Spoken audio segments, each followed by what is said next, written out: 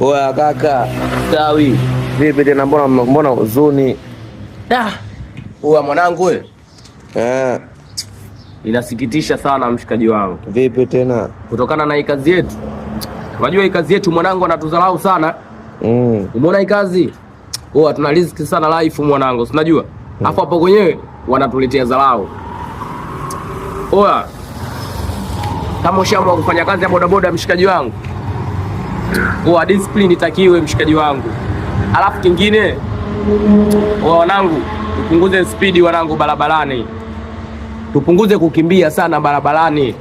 Oya, mimi nakupa mwanangu, siku zote katika maisha ajali haiui, ila kinachoua ni speed mwanangu, iweke akilini. Oya, afu muona madereva malori hao. Muona madereva malori. Oya, angalia kitu alichofanyiwa ndugu yangu hicho. Muona hicho? Muona hicho?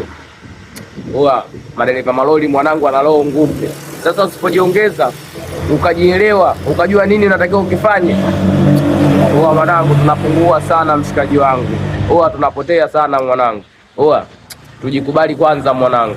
Tupunguze speed, mimi nakupa hii hapa mwenyekiti.